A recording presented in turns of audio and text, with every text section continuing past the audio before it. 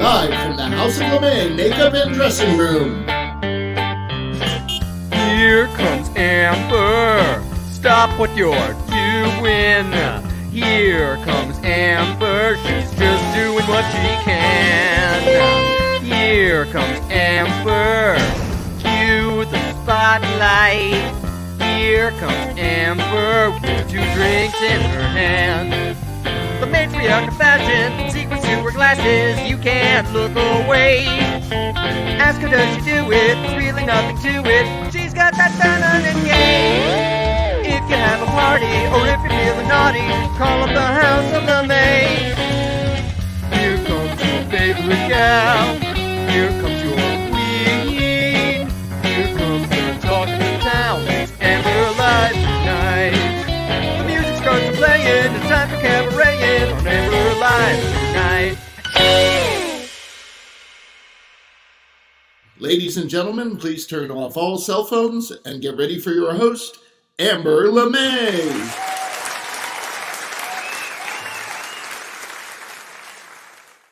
Hello, hello, hello, and welcome to Amber Live tonight on December 12th, 1212. As our good friend Craig says, that's test your mic night, 1212. Thank you, cousin Craig. But first, you need to like, share, and subscribe because, oh my gosh, you want to tell all your friends that you're watching this show tonight because it's going to be a great one. But first, let's go to headline.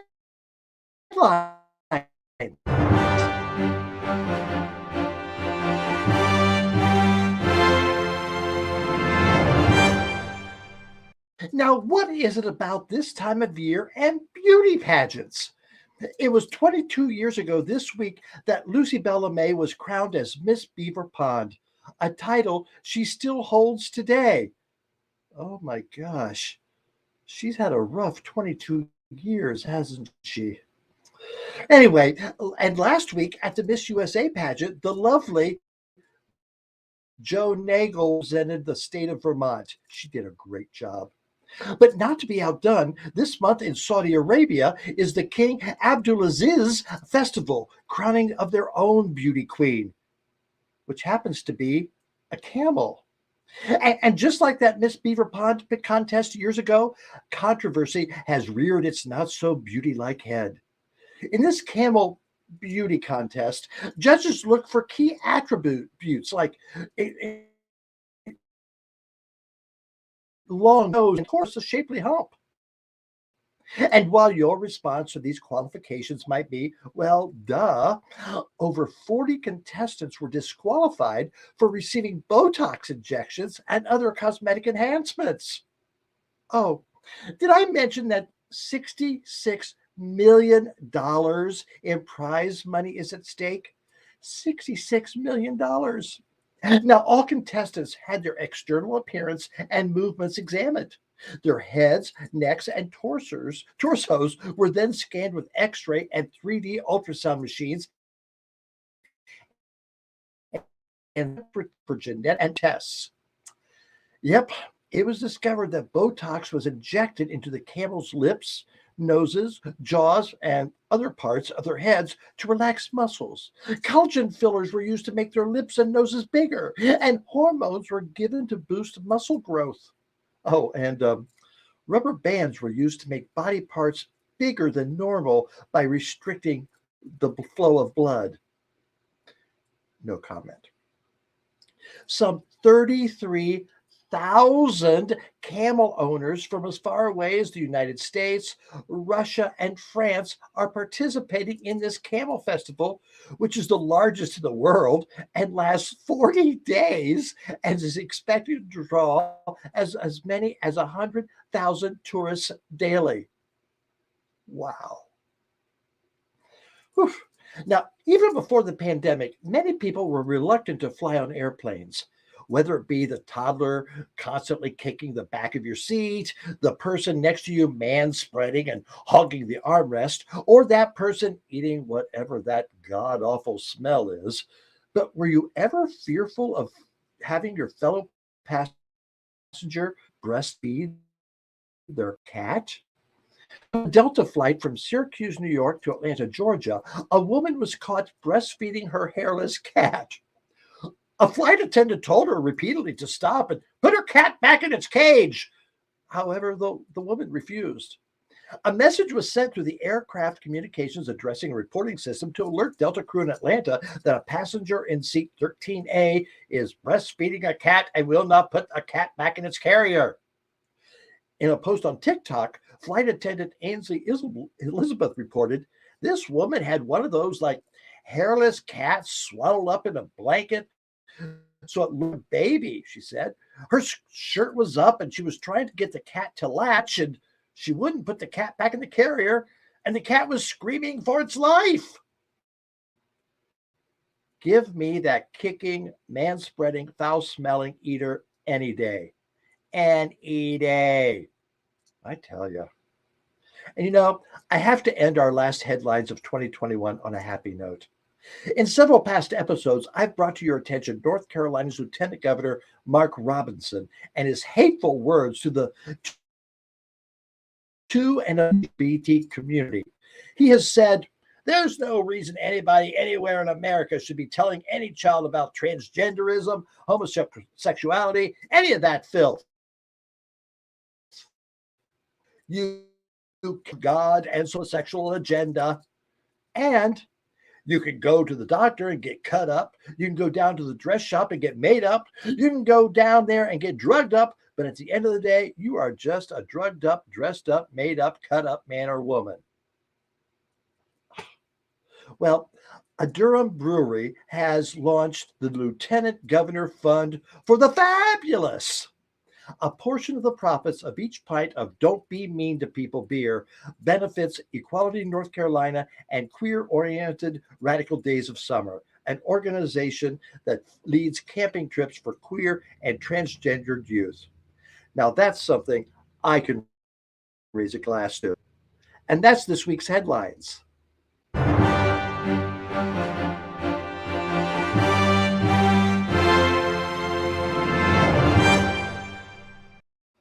All right. Yes. So let's bring Russell in right now. Russell, come on in.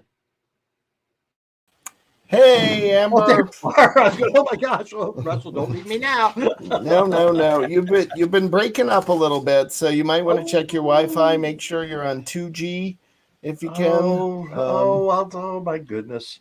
Oh my goodness. Or try plugging that misfunctioning cord back in and see if we can get that working.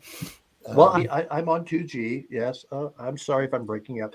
Yeah, as I mentioned earlier, this is our last live show of the year. We have a great show coming up next week that we'll talk more about. But yeah, it's our last live show. But so, Russell, how's the best way for people to watch the show tonight? Well, the best way for people to watch is on youtube.com/AmberLive because there you see everything in full HD. And we want to have you seeing this show as best you can. And also don't forget that we have a great TikTok channel with all kinds of fun information and as well as silly videos and some good jokes and Amber's thought of the day. And that's also often over on Instagram. So there's a lot to see and do in the Amberland. The Beaver Pond has expanded online to just about everywhere. So yes, be sure you follow us and check it all out. And every Wednesday we get online for Amber Chat around 8:15. We talk for an hour or so about what we had for dinner, what we've been watching, anything in the news, or just finding out if Bridget in Illinois is still tramping. But we have people from all over the world watching. We have people from Newfoundland, from Montreal, from United States, from Australia. Everybody's watching on Wednesday night talking to us. It's a great event. So, yeah. Yes, thanks so much. So, Russ, I know you want to promote something else right now. Yes, the Bustiers. The Bustiers are the people that help us out and help keep this show going. And we want to reach out and thank you all. It is the end of the year. So if you want to help us get into our next season in 2022, that'll be our third season. And with some new technology coming in soon, everything's going to just keep improving here. You can use the Venmo at RJD Pro or amberlive.tv, where you can go click on the support Amber Live button and use your credit card there if you don't like Venmo. If you give $25 or more, you get a sticker. For $100 or more, we'll send you a sticker and a magnet. And for $200 or more, you get a sticker, a magnet, and a beautiful Amber Live mug. And they really are nice mugs. I know Amber held hers up earlier. Yes. Ooh. And the bustiers are really the lifeline of this show, and they keep us going. So we highly recommend that you give what you can and help us out. So thank you all again. What number of show of this? Is this 89? This is number like 89, I think. Yes. Yes. Oh, God, so many. Almost 2 complete years of doing Amber Live, but thank you so much. Now, Russell, do we have a picture for a caption tonight? We do have a caption this tonight, and here it is. If you've got a funny caption for this photo, label it as a caption in the comments and send it into Cousin Craig tonight. And at the end of the show, we'll bring those up and have some giggles about them. So it's a little seasonal photo from someone's past. Yes, someone's. All right. And now tell us about our packed show tonight. We've got a great show tonight. We have an amazing show tonight. Yes. We have, first up, we'll have Bullseye the Clown. And Bullseye was recommended to us by our good friend, Gary Buck. And Bullseye is incredible. He is out west, and that's where he's coming to us from. And he has a great anti-bullying program, and he has traveled the world, and he even knows Patch Adams, the real Patch Adams. So you'll have a lot of fun talking with him.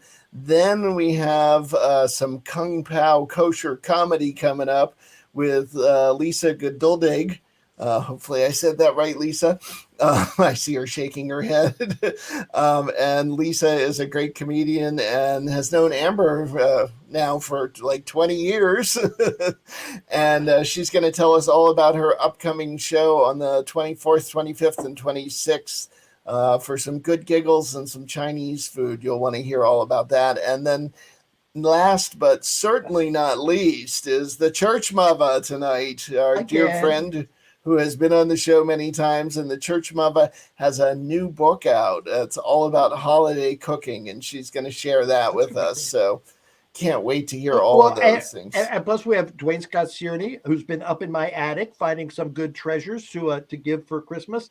And we've got Rocco and who knows what else, but it's going to be a great show. So stick around. So Russell, you live, go back so you never know. That's right. I hope I don't cut out too much. All right. So thank you very much, Russell. Thank you. Yeah. All right. So yes, let's bring in my first guest. It's Bullseye the Clown. Now, hey, Bullseye. Whoa. All right, Bullseye. Relax. Settle down there. Okay. So, okay. Bullseye, where are you calling us from tonight? Phoenix, Arizona. Oh, how nice. How nice. All right. So tell me, how did you get started being a clown? Well, when my father passed away back in 2018, I was a stand-up comic at that time. So I did stand-up comedy for about 10 or 20 years or there, sometime between there. And I decided to leave stand-up comedy. And I had watched that movie, Patch Adams, that you mentioned earlier on your show. And I realized that Patch Adams did these clown tours all over the world. And I decided I was going to do one of these clown tours. So I contacted Patch Adams, and I saw that he had a clown tour coming up to Russia. I had never been a clown before, but I had been a stand-up comic. So I thought, okay, how hard could it be? Boy, did I not know. And so I actually flew off to Russia with 35 other clowns to meet up with Patch Adams. And we were there for 14 straight days. We were in costume for 14 straight days. We went into hospitals and orphanages and children's hospitals. And I never really expected to be a clown when I came back. I thought it was just going to be some little fun thing that I was going to do. And then I was going to go back to working at Walmart or doing something like that. And then I started to see the power that clowning had on the people that we met in the orphanages and the hospitals. And so when I came back, I decided that I needed to continue to do this, and figure out a way to do it. And so I'm not a birthday party clown. I'm what you call a humanitarian clown. So I do go into hospitals and orphanages. I visit the sick and help the poor. And I also do have an anti-bullying campaign that I do as well. So I kind of do it from on a lot of different angles. But I don't have a bunch of birthday parties that I do, things like that. So tell me more about the anti-bullying campaign. How did that start and why?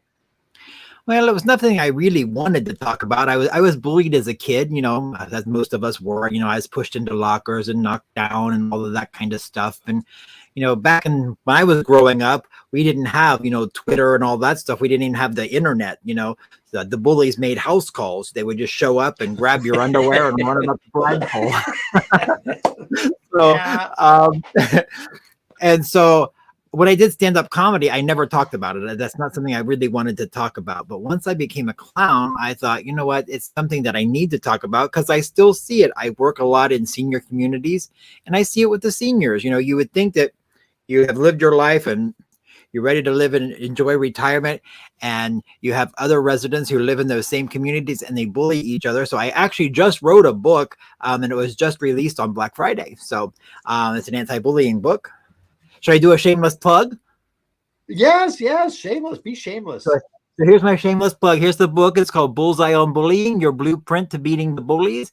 And it's a nice little book. You can kind of go chapter by chapter, or you can just pull out a particular chapter. If it happens to be like on cyberbullying, you can just grab that chapter and kind of read it. And I give you a lot of hints and things that you can do to overcome your bully and to put your bully back in his place. Now, who's that aimed at? What's your audience with that book? Well, I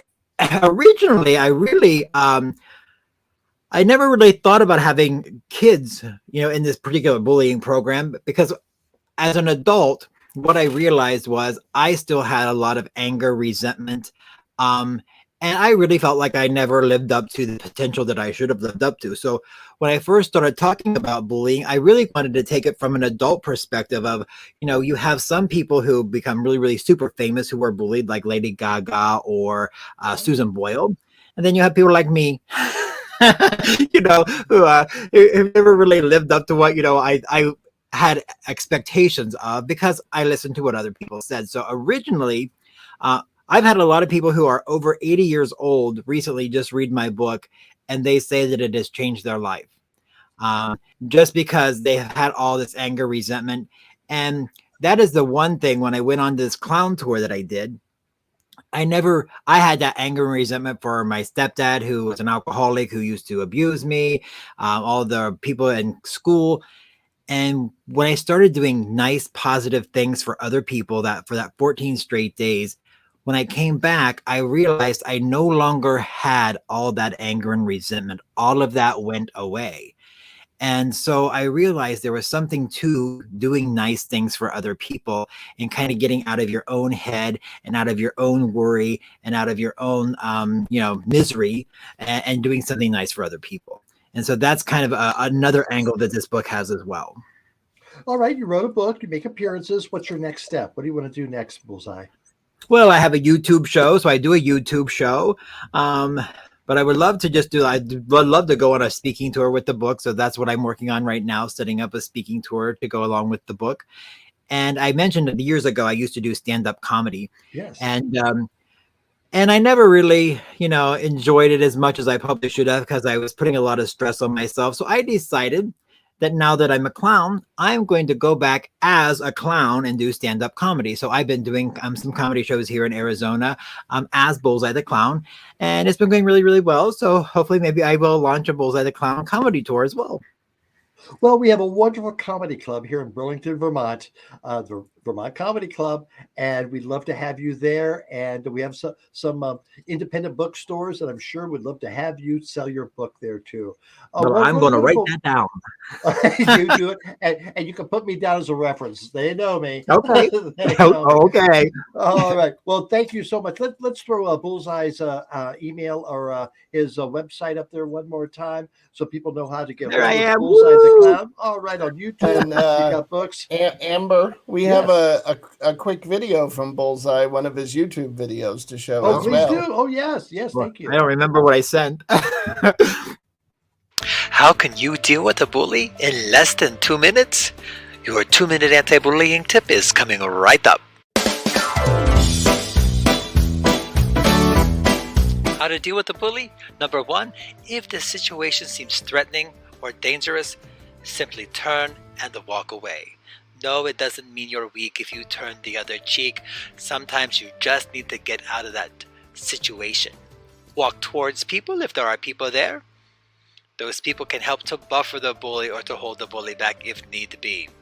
Now, number 2 might sound like a no-brainer, but just tell the bully to stop bullying you. Yes, turn, face the bully if you can do so safely. Stand in a power stance, so stand with your feet shoulder width apart, stand up nice and tall, puff out that chest, and look the bully straight in the eye and say, "Knock it off, Carl," or "Take a hike, Mike. What you're doing is not appropriate."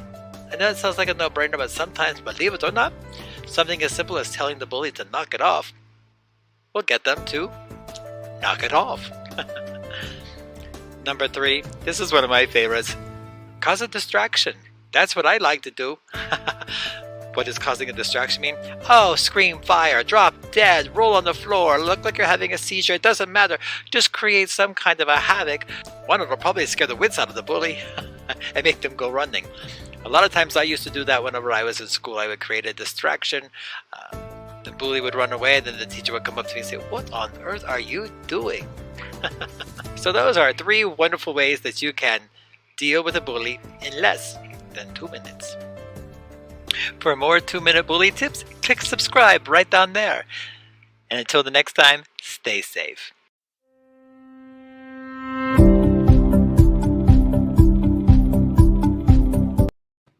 How cool. How cool. Now, okay, I got to ask. Now, Gary Buck is one of our biggest fans here on Amber Live and Amber Chat. How do you know Gary Buck?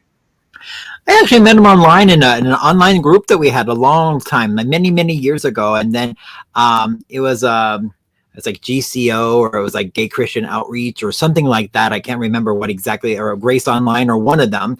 And then we ended up having a little get together. So we actually met up with some of the people that we met online. And I'm originally from Ohio, so that's how I first met them, was that I lived in Ohio at the time. And we just kind of kept in touch ever since. And so thank you, Gary, for recommending this. Oh, yes. It's a small world. I love the Amber, 3 separations from Amber. I love that. Bullseye, thank you very much. And again, check out Coming to Burlington, Vermont for our comedy club and our independent bookstores. And I hope to meet up with you soon. All right. Thank you very much, Bullseye. Bye-bye. Oh, wasn't that fun? What a good message. What a good message for everyone. We've all had experiences with bullies. All right. You know what? Have you bought all your Christmas presents yet, or your holiday presents? Well, we've got someone who has some ideas for you, and that's our good friend Duane Scott Cerny. Duane Scott Cerny's up in my attic. What do you got for me this week? What's in your attic?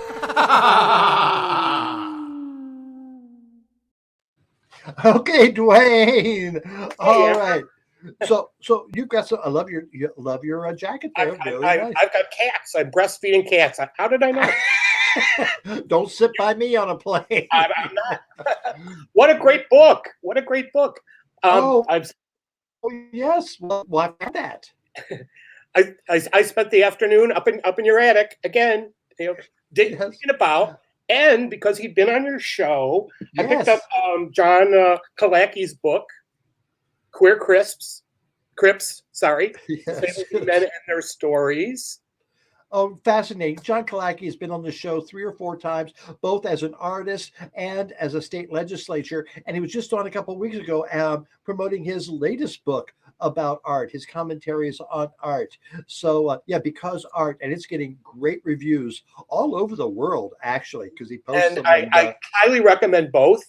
He edited Queer Crips. And, it's not really just about disabled gay people. It's about handy-capable people. And it's like about 30 different stories, all written by individual authors, extremely uplifting. Anyone who's going through any kind of just a health issue, it would make a wonderful gift. I just loved it. And I found out about it through you. So how about it? Does it get any All right, better? very good. All right, what's the next suggestion? Next up, we've got Inside the Hollywood Closet. It's a book of quotes, which is by Bose Hadley, and we've got to get him on the show. He's got about 20 books out. He specializes in gay Hollywood. And I'm going to read you something really quick just from it. This was from Charles Nelson Riley, wrote this. We have had a gay president, yes, but nobody outside politics knew it. James Buchanan, the bachelor president, was our 15th. He had a boyfriend who was a senator that Andrew Jackson, another president, called Miss Nancy, indicating that Buchanan was Mr. Nancy. Look it up, he says. Google it. God bless Charles Nelson Riley. Oh my God, Charles Nelson Riley. I used to giggle at him. I didn't know why I was giggling, but I giggled at him a lot as a kid. Yeah. And speaking of the next one is Capote. Oh. So we all remember the Philip Seymour Hoffman Oscar-winning performance, right? Where we're just blown away that he practically channeled Truman Capote. Well, this is the book that it's based on, and it's really almost as good or better than the movie because it just fills in so much about Capote's life. And I want to tell one little thing. Apparently, Truman was having a dinner one night at a very fancy restaurant, and a drunken man came up to his table and said, "Hey, my wife says you're famous, and she wants your autograph."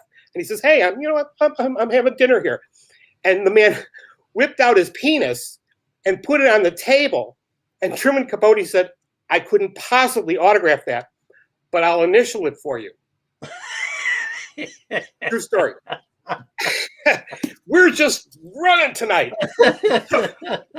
Next up is Close Up on Sunset Boulevard. So this is the backstory, kind of behind the scenes narrative of making the Billy Wilder classic, Sunset Boulevard. I'm absolutely fascinated with this. This is something that they've been talking about forever, the movie musical. And it's just, probably never going to happen. But anybody who's just into, old show business, old Hollywood, you're just going to eat this one up.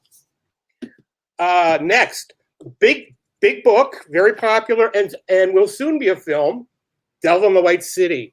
So this is by Eric Larson from 2003, and this tells the true story of the serial killer H.H. Holmes, who ran a hotel during the 1893 World's Fair in Chicago. That has a Burlington connection too. It does. Yes, he moved to Burlington after all of that. Did he have a hotel? No. Oh, well, that's probably good. You said that. I go, gosh, that sounds interesting. No, I thought maybe we dated him. He got around. Next up, Russell is so good. Next up is Gay New York. Gender Urban Culture in the Making of Gay Male World, 1890 to 1940. You're not talking about Plattsburgh, New York, are you? I'm not talking about Plattsburgh. No, we're talking about New York City, Manhattan. But and as for as important, of course, as Stonewall is, there is a history of a large presentation of gay life, lesbian life, intersex life before Stonewall, and what that was like. Very much kind of a social thing between the rich and the poor. Fascinating. So anybody into gay history? It's a must. Okay. Next up. Well, yeah. One more. Okay, so I think most people remember this. So Bet and Joan, The Divine Feud, because Ryan Murphy did that FX miniseries called Feud back in 2017, right? Which was fantastic. And again, the book just adds so much more to it, so much more depth to it. Favorite story is when Joan Crawford died. Betty Davis had said, that she'd always heard that you should say something good about the dead. Joan Crawford's dead. Good. Oh, bad. Now we're finishing up as our shameless plug. So tonight we're giving away a free copy of my Amazon bestseller. With Nepotism Begins at Home. This is the top LGBTQ memoir of the year. excerpt from the New York Times, and free to the next person who Russell says gets a copy of it. Yeah, so go ahead to enter. Go to Selling Dead People's Things, visit amberlive.tv and click on the win button, and you can get an autographed copy. Yeah, autographed copy, absolutely. All right, I'll very stuff good. your stocking. Duane Scott Cerny, thank you so much. Thank you can you, come up Amber. into my attic anytime. Happy Anytime. holidays to you, sir. Thank Take you care. so much. What's in your attic?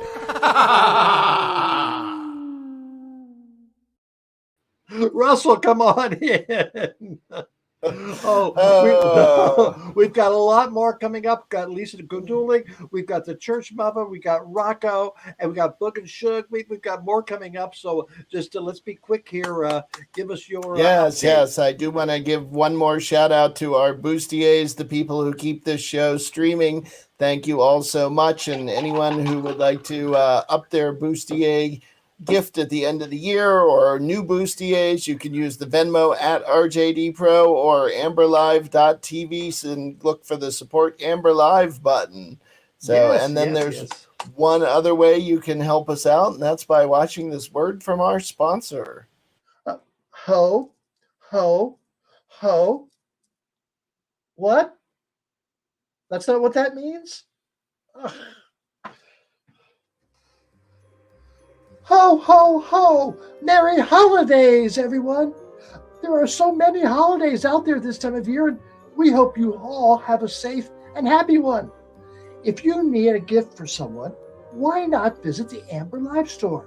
We have warm hoodies for the season, great t-shirts, amazing mugs, amazing mugs, super tote bags, and the most comfy pillows.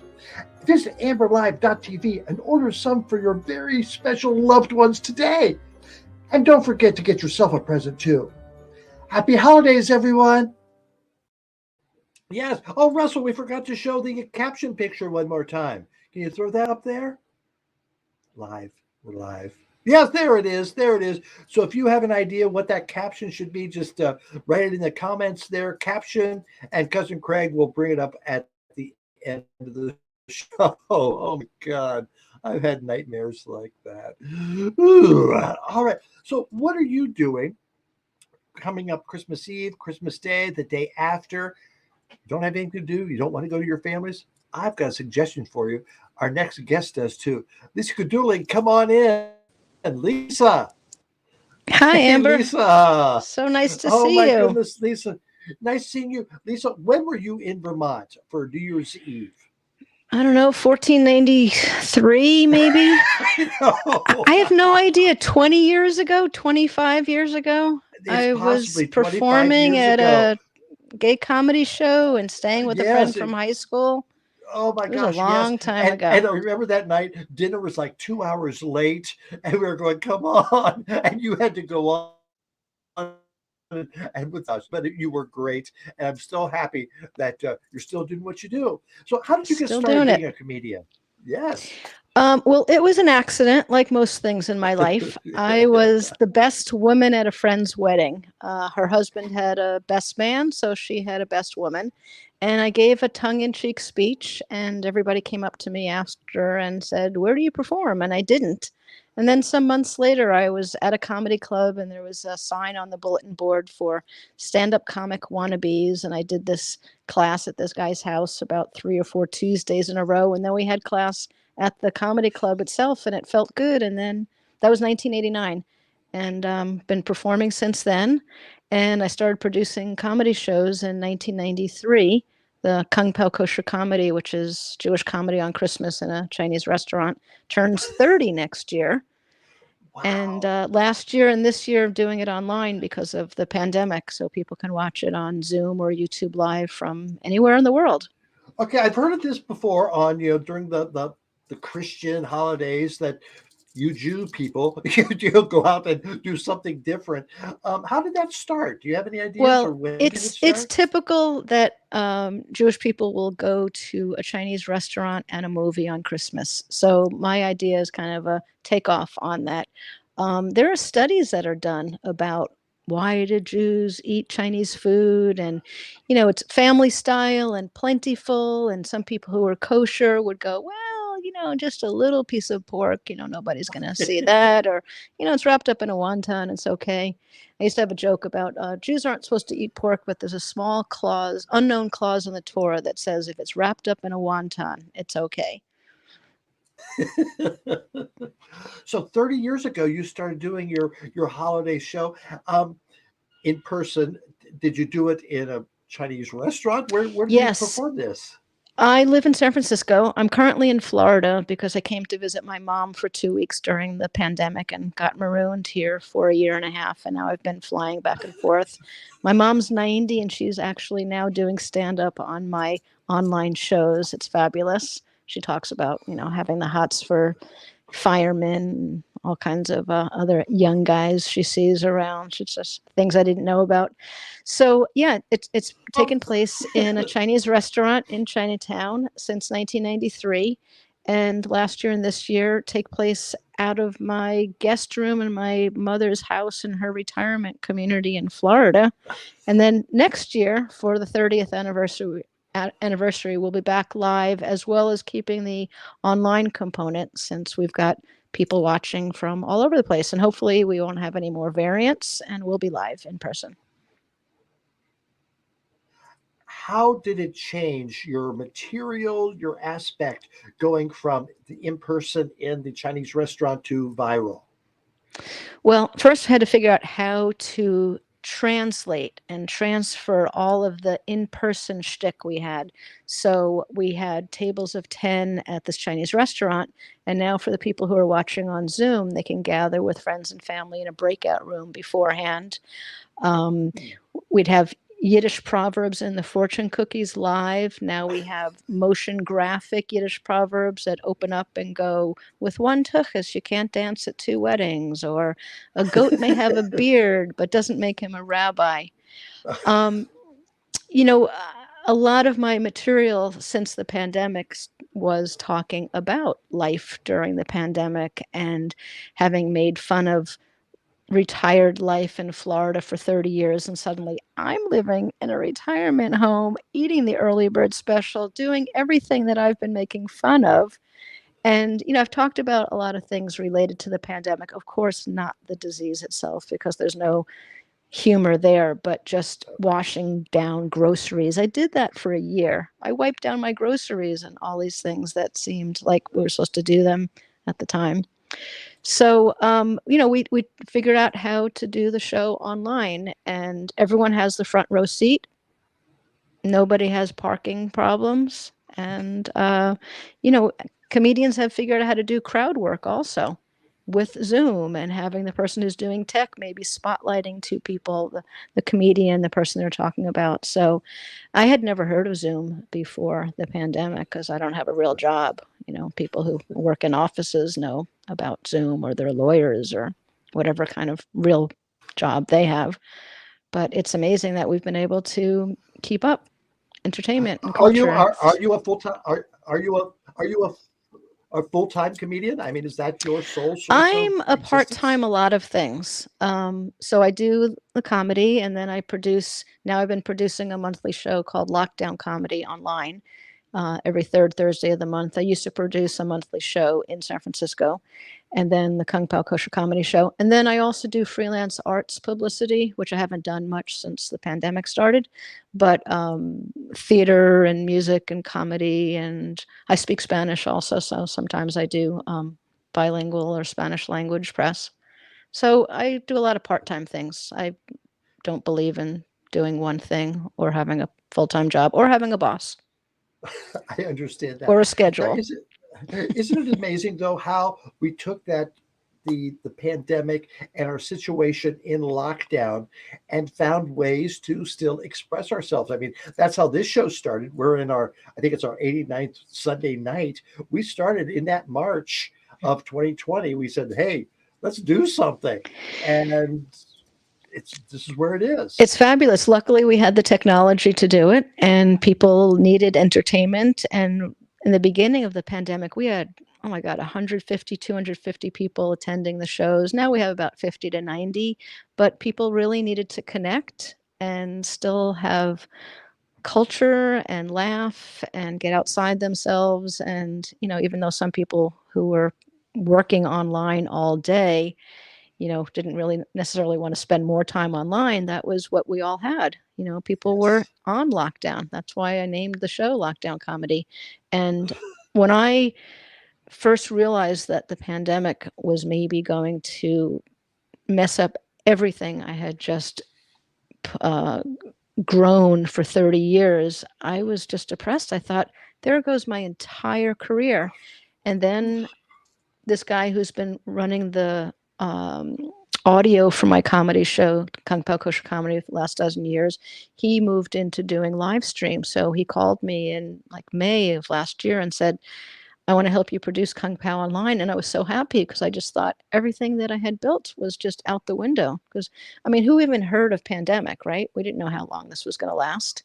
So, yeah, it's great that you started right away also. What can people expect if they tune in? Or, well, number one, how do they tune into your show on Christmas Eve, Christmas Day, and the day after? And what can they expect? Okay, well, we have a couple of fabulous comedians from New York, Jessica Kirson and Ophira Eisenberg. Ophira's on the left and Jessica's on the right. And then the lower left is my 90-year young mother, Arlene Geduldig, who's been doing stand-up on my shows since July of last year. And then that's me. So you go to koshercomedy.com, kosher with a K and comedy with a C. You can find out all the information there. And then that will link you to the cityboxoffice.com website. And you can buy a ticket either to watch it on Zoom or live stream. And as I mentioned earlier, if you want to watch it on Zoom and gather with friends and family around the country, around the globe, you can get a breakout room and do that. And then we always give partial proceeds to a couple of organizations. This year is a Jewish domestic violence organization and a food bank in San Francisco area. So it's charity and humor and community, and people can log on just being themselves or being with 2 people or 10 people. And you won't be alone. And that's what we always say to the people who want to come to the live show. If you don't have Christmas plans or holiday plans, and you don't have to be Jewish, because, a lot of the humor is universal. So it's a Jewish comedy night. It's all Jewish comics doing a certain amount of Jewish humor, but not entirely. And we'll send out glossaries in case there's some words that you don't understand. So Bullseye the Clown, we've got a great comedy club here in Vermont, the Vermont Comedy Club, and I'm sure they would love to have you sometime. So check it out, and when you do, come back, and the next time you do have another project, get in touch with us. What a great guest! Thank you. Amber, we have a short video again. Oh, then let's do it. I forgot that. It is comedy for the crowd that doesn't celebrate Christmas. Jewish comedy in a Chinese restaurant on Christmas. Kung Pao Kosher Comedy continues this year online and invites you to come listen to some very funny Jewish comedians and sit around and eat some Chinese food that you have either prepared or ordered from your local Chinese restaurant, and feel a sense of community and belonging.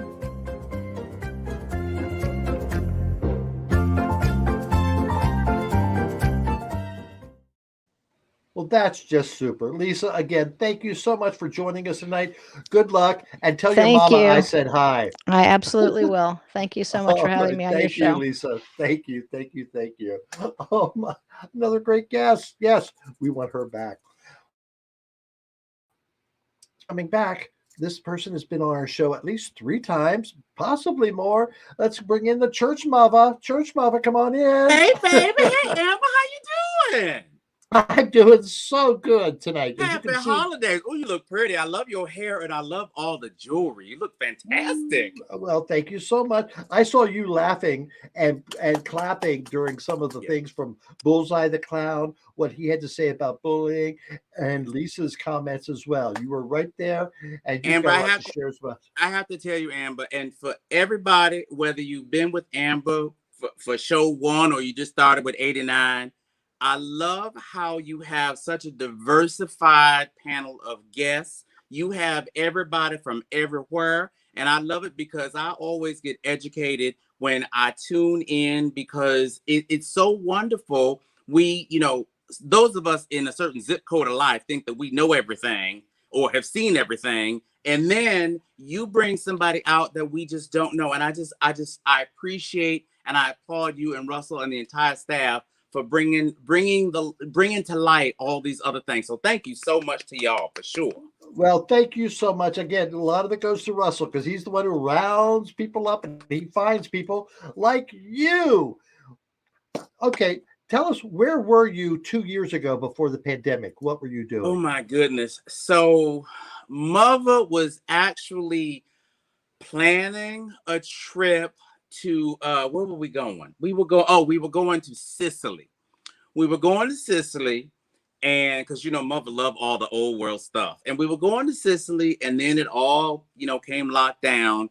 And I don't mean to be like a Debbie Downer, but I was hearing Lisa, and she said we didn't know that it was gonna go this long.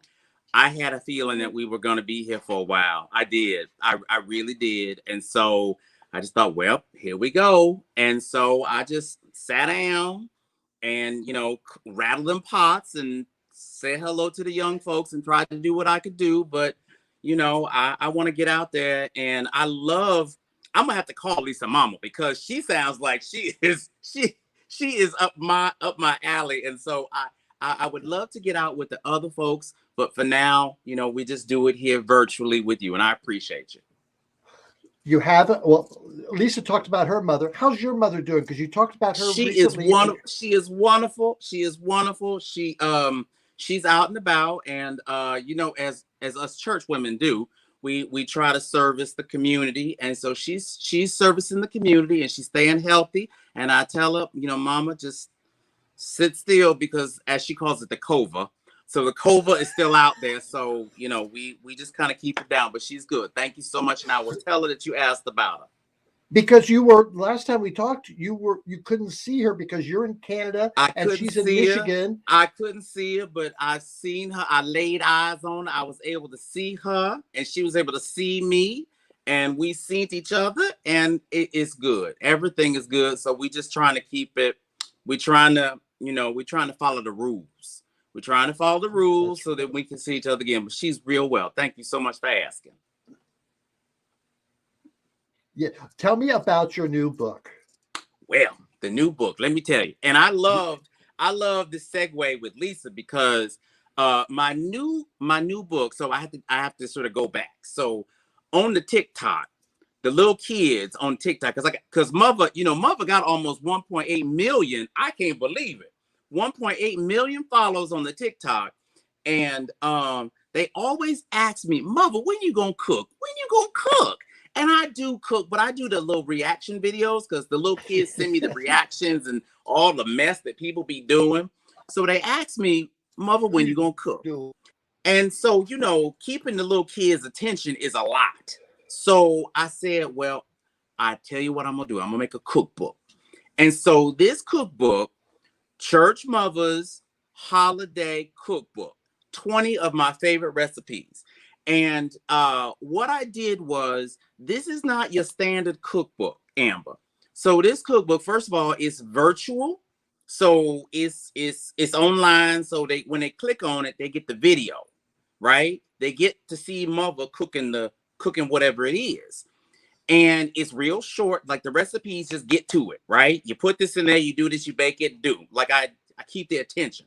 But like with Lisa, so what I thought I would do without saying it's to a specific religion or holiday, I sort of broke it up into thirds. So the first third, well, it's sprinkled together, but a third of the book are Jewish recipes or Jewish adjacent recipes. They aren't all kosher, but they're kosher light, right? They are recipes that if you are Jewish, this would cut the mustard, right? And then the the second sort of third are the regular, run of the mill Christian holiday meal. And then the third are Kwanzaa inspired meals. So I sort of do the trinity of the holays in the cookbook. But I don't say this is a Jewish thing. This is I don't do that. But I have some wonderful recipes like I love latkes, right? I love latkes. And for those of your audience who don't know what latkes are, it's like a hash brown.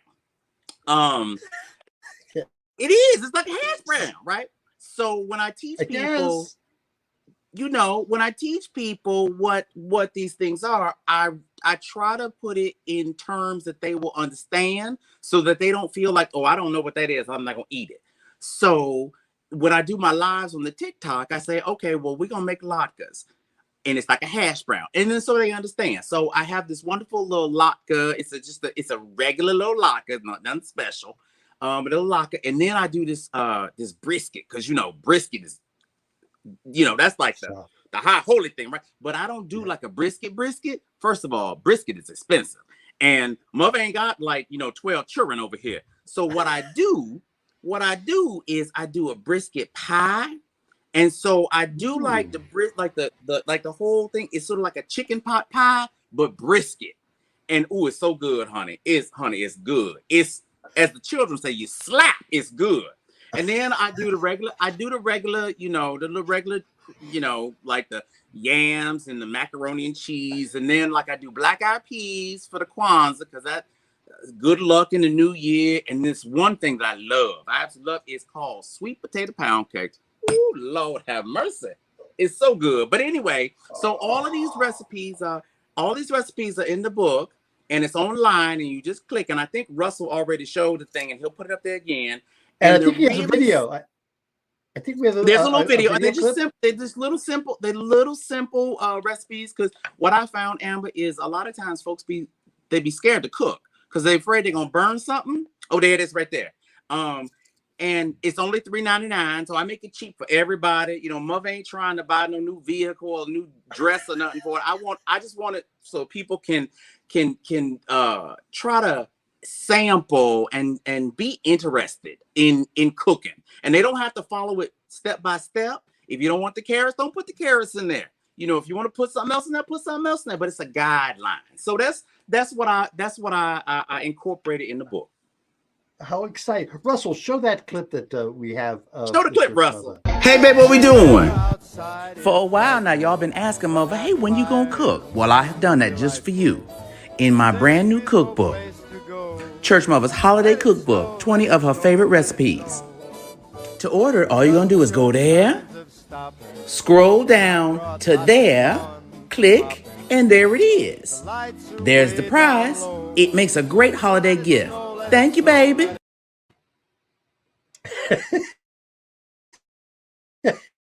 What's next, Church Muva? Oh, she's smiling. Am I frozen or is she frozen? It's I don't know. Hello, Church Muva. Well, she seems to have frozen. I don't know what happened there. See if we can get her back. Lovely shot. It's a lovely shot. It's not like we go. Well, we will. No, we seem to have lost her. All right. Well, thank you so much, Church Muva. Go ahead and get that cookbook. Isn't she fun? We'll have Church Muva back on. You can guarantee that. She's been on 4 or 5 times. All right. Yes, this is our last live show coming up next week. Don't worry, it's a brand new show. You haven't seen it yet, but tonight's the last night we have live. And who else should we have but Rocco Zamboni? Rocco Zamboni, how you doing, buddy? I'm doing good, Amber. How you doing? All right. You sound a little As you can tell, I'm losing my voice. Oh, what you been doing? Yeah, I think I've been yelling too much, you know? What have you been I'm yelling turning about? up some volume.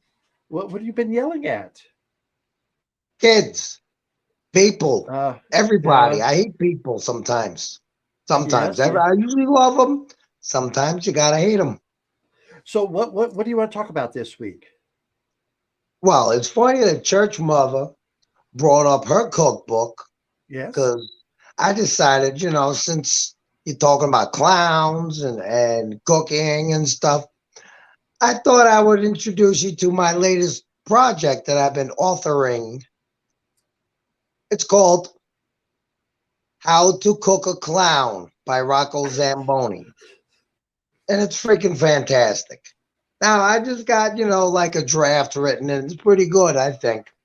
But, want me to tell you some of the recipes? Oh, yes. Oh, yes, please do. All right. Russell, you know what to do with that first picture. Uh-oh. You want to make homemade McRibs? First thing you got to do is swallow Ronald McDonald, 36 packets of salt, 13 pig anuses, and some car wax. Poop it on a bun, add some sauce and a pickle, and that's some good eating. But, of course, you got to complement it with the Ronald's crotch fries. Am I right there, Russell? You can't go wrong with crotch fries. They're warm, they're soft, they're melty, and they got hair in it. Yeah. You probably get an orange curly one.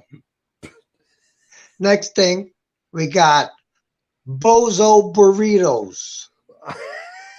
You take any Bozo, preferably this one. You take them, cut off his fingers, because, they go in the tortilla nicely. So you roll them up, stick it in the oven. Don't forget to put some cheesy jokes in there because you want cheese on your burrito. And you bake it for a little bit. Next thing you know, hey, this tastes funny. Oh, yeah, I'm eating a clown. I was waiting knew for that one was coming. I was holding back on that. So that was the Bozo Burrito. Next we got, what the hell do we got? Wait. Oh. Someone commented, can they leave out the pig anus in that one recipe that you talked about? Well, you could substitute maybe like pig testicles. Oh, okay. Yeah. But pigs don't have testicles, do they? Yeah, some do. They got it. Otherwise, there'd be no baby pigs. What are we talking about here? Stupid. Oysters? Yes. Yeah, Rocky Mountain oysters. All right, continue. I'm sorry to distract you. I'm distracted no matter what. Next thing we got is a Pennywise Pizza. Hey, there's Pennywise. Let's smack him up into a little flat patty. We take some of that blood that he spurts out of his mouth, use that as the sauce, right? Now, remember, he's been eating children. So you're going to have a little bit of a garnish on it. It's going to be topped with children parts. And you might be saying, Rocco, this is overboard. This is over the line. Trust me, it's delicious, all right? All right, enough of the Pennywise Pizza. Next, we got Krusty Kielbasa. Hey, here's America's favorite clown right there, right? Yes. Well, we all know that Krusty's Jewish. I'm assuming he's Polish. Maybe he is, maybe he isn't. But I think if we stick him in a meat grinder, grind him up into a nice kielbasa, smoke him up, put him on a bun, next thing you know, you're laughing your way to the happy town because it's flavorful and delicious. So, all right, this is getting great. Oh, yeah, Wiener Clown. Oh. Wiener Clowns. You can't go wrong with a Wiener Clown. All you do is shove your wiener in its mouth, and then maybe it'll swallow and fill up, and you got yourself a nice Wiener Clown. Of course, you could always substitute a sausage or it said Krusty Kielbasa. And but I thought you'd like the Wiener Clown. I've never heard of a Wiener Clown. Is that what they were called? They are now. Okay. And the last one I got for you is called an ass clown. Ooh. Oh, yes. Yeah. And now the problem with the ass clown is that no matter what you do to it, no matter what you stuff it with, it's always going to taste like shit. That's right. Not going to taste funny. Just it doesn't taste funny. At first you're laughing, you're thinking, this has got to be a joke, right? And then next thing you know, you got agita and you're going to throw up. and you're gonna be in the toilet for 4 years shitting out this ass clown. There he is again. See, he's repeating. He's repeating. Oh, well, right, thank you, flush him. Rocco. This is our last time in person for this year. Thank you so much for all you've contributed to Amber Live. Looking for you. You do have a report next week, I believe. Yeah, I'll be show. doing something for next week. All right, very good. But we'll see you in 2022. You Thank look you like so a much, Wiener Rocco. Clown there. All right, thank you, Amber. Thank you, Russell, Jack, everybody. I love you all. I really do. All right. Thank you, Rocco. Oh my! Church Muva. I see Church Muva is back in the basement there. So I'm here. Yeah, sorry about that. Rocco. We Rocco. There's some recipes for your next cookbook. Ooh, Rocco. I'm gonna pray for you, Rocco. I love Rocco. And y'all, if y'all don't follow Rocco on the TikTok, y'all follow him. But ooh, Jesus, Rocco, help me, Jesus. I'm so, whew. Okay, I'm sorry, Amber. I don't know what happened earlier. The technology. Hi, Rocco. You know, mother. I don't either. Church Mother, I love you back. You know that, right? Oh, to the back. Oh, say goodnight, Rocco. All right. So, Church Mother, I didn't. What's the next up with you? What's coming up? Oh, next yes. for Sorry. you? Yes. So, so in the new year, so we're going to do several versions of the book. We're going to do something for the spring and the summer and the fall. We're going to do that. But Mother is actually going to be doing some public speaking in the new year. Yes. So as things open up, it's going to be a little while, but as things open up, Mother's going to be doing public speaking because very much like your guest that was talking about the bullying, a lot of times the people who follow Mother are they're bullied or they're unsure of themselves and insecure, what have you. And so I am going to be talking to people to just make them know that whatever they do, whatever path they follow, it's the right one for them. So it's going to be, it's not so much self-help, but it's just telling people and reassuring people to just do you, boo. Just whoever you are, just be yourself. So Mother gonna be out there in the new, well, we will say in the spring to summer as things open up, you know, because Mother don't want to have to, you know, some of these people like Rocco's last recipe. We don't want to have to, you know, end with hang out with love. But yeah, so Mother's gonna be out there on tour with the people, so y'all can look for Mother out and about. Well, I think it's very fascinating what you're saying there, that people who watch you have some difficulties and they have found some sanctuary with you. I have found that in the same way with what we've been doing, is that some of our audience are reaching out for acceptance, and we have offered them that acceptance. And Amber, I don't know about you. I don't know, excuse me for interrupting. I don't know about you, but for me, it was I was a bit uncomfortable because I didn't want to overstep or misspeak to people. I wanted to offer counsel and comfort to people, but I didn't want them to think that I was telling them what to do. No. And what I've come to understand, and it's very much like, as I said earlier, about what you do. And for those of you who don't take this the wrong way, but it's almost like a ministry, not in the traditional sense, but it's like a ministry in the sense that I feel like Amber and we are who we are. We give you the unbridled us. Take what you like, leave the rest. But we let those people who feel like they may identify in some kind of way with what we're saying, there's a place for you, and we're here to answer your questions if you want to. And I would love, Amber, you were talking about like the bookstores and things.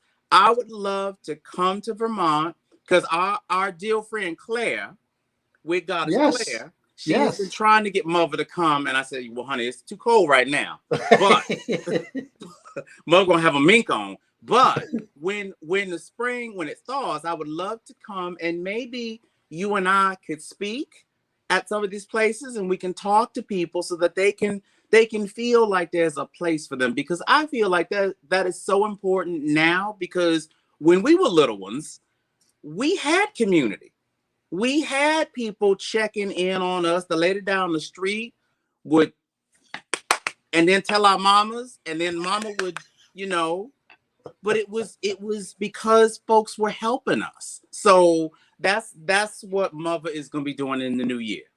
Well, let's talk about that some more, because I feel a kinship with your I would love progress that. there. Me too. Thank Me you. too. Church Muva, Happy New Year, Happy Holidays. Happy New Year, baby. Thank you so much for having me back. And Russell, I love you. Happy New Year, y'all. We will talk some more. Oh my goodness. All right. Let's bring in Cousin Craig. Cousin Craig's been monitoring the comments for the pictures. Hey, Craig. That lovely picture. Wow, you make me follow all these great guests. And oh, well. What a night. You guess. So let's show the picture one more time. Pull up the picture. Yes. And what comments do we have? So Joshua started out by saying Santa comes to town. I don't know what town would invite that Santa to come to town, but yeah, I know. Takes all kinds. Probably in Ohio. Yeah. Oh, Gary Buck. We don't mean Illyria. More like Lima. Yes. Leah, this I think was my favorite. Minutes it takes to snap the picture 1. Minutes of therapy this child will need innumerable. That's Leah from Newfoundland. Thank you, Leah. Boy, that's the truth. Yes. And then Joshua said it was a mugshot. Someone's, I'm sure.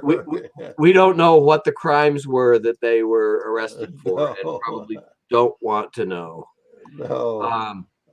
Stacy Green says, evidence that your parents will hold over you forever. Can Stacey you Green? imagine that God. poor kid going to college and having their parents share that picture with somebody? Yeah, that would be. And that's where you are. Stacy from California. Hello, Stacy. Thank you for joining us tonight. And oh gosh, a bit. Yeah. And then whoops, what am I doing here? Larry Lamore says this is the nightmare that is Christmas. Larry Lamore, our good friend from Florida. Yes. Oh my gosh, I love all these people from all over the country, come out all over the North America, commenting on our caption tonight. Thank you very much, Craig. So Russell, come on in. Russell, hello. Oh, there you are. Oh gosh, there I oh my is. gosh, what a jam-packed show! Our last live show of 2021. Next week we've got a great show with some recorded material, but also a lot of new material. Russell, tell us about that. Next week we have an amazing guest. We have Jason Marsden, and no, not James Marsden, Jason Marsden, but the two of them do know each other. And Jason was the voice of Thaddeus Binks on Hocus Pocus, and he is also the official voice of Goofy's son Max for Disney. And he has, if you go on IMDb and look him up, he's got a couple hundred credits. Back in the 80s and 90s, he was like the kid next door on every sitcom there was. It was amazing. Like if you go look him up, and once you see his picture, you'll be like, oh, him. It's a great interview. He's now stationed in Nashville, Tennessee, and he spent an afternoon talking to us. Great guest. It's going to be a great interview. And we've got some other things lined up for that show as well. Tell us about that. Yes, well, we've got lots of fun Christmas stuff. We're going to have Lucy Bell teaching you how to make an okra angel if you haven't seen it before. Yes. Amber's going to sing one of her favorite Christmas songs. Boog and Sugar going to sing a song. So it's a packed show. And then, of course, we'll have Rocco. And part 2 of Rusty Peen talking about mounting things. If you didn't understand that from 2 weeks ago, yeah. and Rocco and Boog and Shook. It's going to be a great show. Thank you so much for sitting in tonight, Cousin Craig. Thank you, Russell, for a great year, a great season 2. And next week we've got a recorded show, and then on the 26th, we're taking the night off. We may throw in a show to air that night. Who knows? It's the holidays. Who knows what we're going to do? But we will be back on January 2nd live. And Russell, who are those guests? On January 2nd, we have a full lineup of even more amazing guests. We have Brad Forenza, who has a podcast involving a lot of Broadway stars and TV stars, and called "The Sun Also Rises." Did I get that right? He'll kill me. We have 2 of the stars that have been on the podcast, and the stars are our good friend Francois Clemons, who has been on the show numerous times, and this will be a tradition now of Francois being one of our first guests of the year. And then we have Maureen Van Zandt, who will be on the show, and we are recording an interview with her and a full interview with her. And Maureen, if you don't recognize the name right away, has a long career on Broadway and on TV. She was on 6 seasons of The Sopranos. And on that show, she was married to her real-life husband, who is Stephen Van Zandt, who is part of the E Street band for Bruce Springsteen. So it is going to be quite the show, and we've got some great guests to kick off the new year. So can't wait. Yes. Oh, no, it's going to be very exciting. Thank you again so much, Russell, for all that you've done. You are welcome. Thank you. Happy holidays. Yes. Thank you so much for watching tonight, and take care of each other. We've seen some great thoughts from people tonight, from the anti-bullying, the of the holidays, the cookbook. Thank you so much for being a part of the family of Amber Live. Happy holidays. Happy New Year. We'll see you in 2022. Thank you very much. Bye-bye. Amber's really starting to grow on me. They make creams for that. Oh, thank goodness. I'm so itchy.